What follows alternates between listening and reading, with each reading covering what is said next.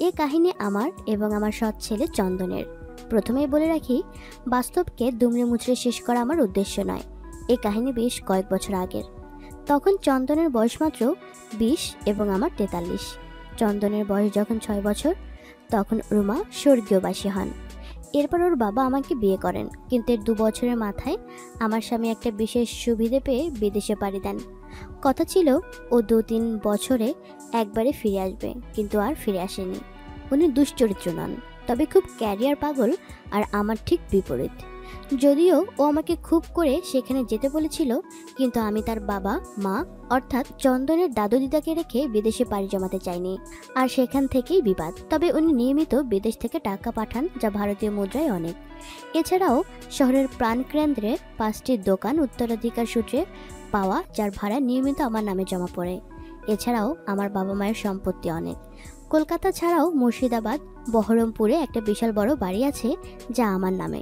কাজেই টাকা পয়সার কোনো অভাব আমাদের কোনো দিক দিয়েই নেই। চন্দনের দাদু দিদা গত হয়েছেন, কাজেই চন্দন আমার একে অপরকে ছাড়া আর কেউ নেই। চন্দন পড়াশোনা ভালোই, কলেজ, বন্ধু বান্ধব, বিকালের রোদে ক্রিকেট খেলা নিয়ে জীবন বেশ ভালোই কাটছিল। কিন্তু একদিন হঠাৎ তাল কাটলো। সেদিন দুপুরে চন্দনের কলেজ হাফ ছুটি হয়েছিল প্রাক্তন অধ্যক্ষের অকাল প্রয়াণে। চন্দন বাড়ি ফিরে এলো দুপুর 2টো নাগাদ। চন্দনের কাছে এক সেট চাবি থাকে, কারণ আমি ঘুমালে সে নিজে বাড়িতে ঢুকতে পারে। চন্দন চটপট জামা কাপড় ছেড়ে বাথরুমে এলো হাত পা ধুতে, কিন্তু আমি তখন স্নান করছিলাম। বন্ধুরা, তোমরা তো নিজেরাও বুঝতে পারো আমার মতো একজন নারী একা একা থাকাটা কত কষ্টের। তাই মাঝে মাঝে আমি নিজেকে একটু আধটু কাজ করে মনটাকে শান্ত রাখার চেষ্টা করি। সেদিনও আমি সেরকমই কাজ করছিলাম, তাই একটু অন্যরকম আওয়াজ করছিলাম। এই শব্দ শুনতে পেয়ে চন্দন বাথরুমের ফুটোয় চোখ রেখে দেখার চেষ্টা করলো, আর আমাকে দেখতে পেয়েই ওর অবস্থা খারাপ হয়ে গেল। বন্ধুরা, আমার বয়স একটু বেশি হলেও আমি কিন্তু মোটেও কোনো অংশে কম নই। এই বয়সেও আমি অনেক স্লিম, দীঘল কালো চুল, টানা টানা চোখ, আর পিছনটা তো সবাইকেই টানবে। অন্যদিকে ডাব অনেক বড়। যাই হোক, আমাকে এভাবে দেখে চন্দনের জীবন পাল্টে গেল। যার বিকেলে ক্রিকেট না খেললে ঘুম আসতো না, সে মাঠে যাওয়া ছেড়ে দিল। কারোর সাথে মিশতো না, সারাদিন ঘরে বন্দি রাখতো নিজেকে, আর বারবার পুরনো স্টাডি রুমে কম্পিউটারে ইন্টারনেটে ভিডিও দেখতো। এইসব দেখতো লুকিয়ে লুকিয়ে, যদিও খুব বেশি কিছু পেত না, কারণ তখনও ইন্টারনেটে এরকম রমরমা হয়নি। চন্দনের এক আচমকা পরিবর্তন আমারও নজর এড়ালো না। 2-3 মাস এরকম দেখে আমি একদিন রাত্রেবেলা আমি চুপি চুপি স্টাডি রুমে গিয়ে দেখলাম চন্দন পড়াশোনা করা বাদ দিয়ে হাতের কাজ করছে। ওর এই কাণ্ড দেখে আমি চুপি চুপি নিজের ঘরে ফিরে এলাম, কিন্তু সহজে ঘুমোতে পারলাম না। মনে মনে বললাম, ছি ছি, এর কাল একটা হেস্তনেস্ত করতেই হবে। পরের দিন সন্ধ্যেবেলা চন্দন যখন পড়তে বসেছে, তখন আমি ওর রুমে গিয়ে ওকে জিজ্ঞেস করলাম, চন্দন, তুই আজকাল বিকেলে খেলতে যাস না কেন? চন্দন আমাকে বলল, ভালো লাগে না মা, তাই বাড়িতেই থাকি।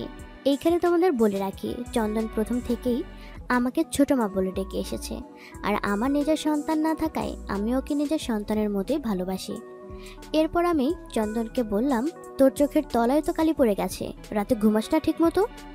চন্দন এবার আমার কথা শুনে মনে মনে প্রমাদ গুনল। তারপর আমাকে বলল, হ্যাঁ ঘুমাই তো। এবার আমি ওকে ধমক দিয়ে বললাম, মিথ্যা কথা বলবি না, আমি দেখেছি কাল জেগে তুই কি করেছিস রাতে। ছি ছি, তোর এত অধঃপতন হয়েছে শেষে কিনা আমাকে। আমি পরের কথাগুলো লজ্জায় আর বলতে পারলাম না। চন্দনের হঠাৎ খুব রাগ হয়ে গেল। সে ঘাড় গোছ করে বলল, তুমিও তো তাই করো, বন্ধ বাথরুমের ভেতর স্নানের সময় আমি দেখেছি। ওর এই কথা শুনে আমি স্তম্ভিত হয়ে গেলাম। ঘরে বাজ পড়লেও বোধ হয় আমি এতটা চমকাতাম না। তাই লজ্জায়, রাগে, ক্ষোভে ঠাস করে একটা প্রচণ্ড চড় মারলাম চন্দনকে। আমার এই চরের ধাক্কায় চন্দন ছিটকে মেঝেতে পড়ে গেল। চন্দন মোটামুটি রোগা ধরনের, আর আমি একটু বেশি লম্বা, 5 ফুট 7 ইঞ্চির ওপর। চন্দন এখনও আমার তুলনায় শীর্ণ ও বেটে।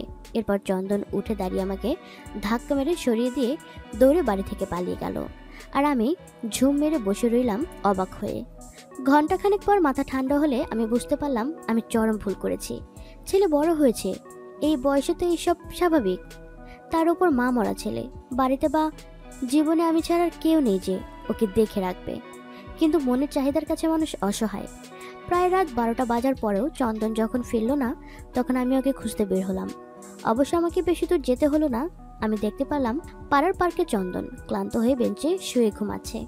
তখন আমি ওর কাছে গিয়ে বললাম, চন্দন ওঠ, আমি ক্ষমা করে দে, বাড়ি চল, আর কখনোই মারবো না। চন্দন এই কমাসে আমাকে প্রেমিকের মতন ভালোবেসে ফেলেছিল, তাই চুপচাপ আমার সঙ্গে বাড়ি ফিরে এলো। এরপর খাওয়া দাওয়া করে প্রায় 1টা নাগাদ নিজের ঘরে গিয়ে শুয়ে পড়লো।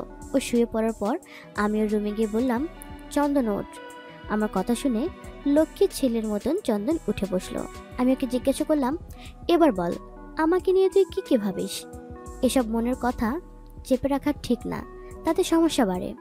আমার কথা শুনে চন্দন হঠাৎ আমাকে জড়িয়ে ধরে শিশুর মতো কেঁদে দিল, আর আমার ঘাড়ে মুখ গুজে বলতে লাগলো, সেদিন তোমায় দেখার পর থেকে তোমার কথা ভাবতেই আমার কেমন যেন হয়ে যায়। তখন কিছু না করলে আমার ঘুম হয় না, নিজেকে তখন ঠিক রাখতে পারি না। চন্দনের কথা শুনে আমার শিরশির করে উঠল। আমাকে নিয়ে তো চন্দনের বাবাও কখনো এইভাবে কামনা করেনি। এই এতগুলো বছরে আমার স্বামী যে কয়টা দিন বিদেশ থেকে এসেছিল, তার সাথে আমার যান্ত্রিক সম্পর্ক হয়েছে, যেখানে খুব একটা আবেগ ছিল না। তখন আমি বিড়বিড় করে বললাম, কিন্তু এই যে মহাপাপ। আমার কথা শুনতে পেয়ে চন্দন আমাকে বলল, আই ডোন্ট কেয়ার, আমি জানি তুমি কষ্টে আছো, আমায় একটু সুযোগ দাও, আমি তোমার সব কষ্ট মিটিয়ে দেব। মনে মনে বললাম, ইস, ছেলেটা কবে এত বড় হয়ে গেল। চন্দন এবার আমাকে বলল, ছোট মা, তোমাকে একটু আদর দেই।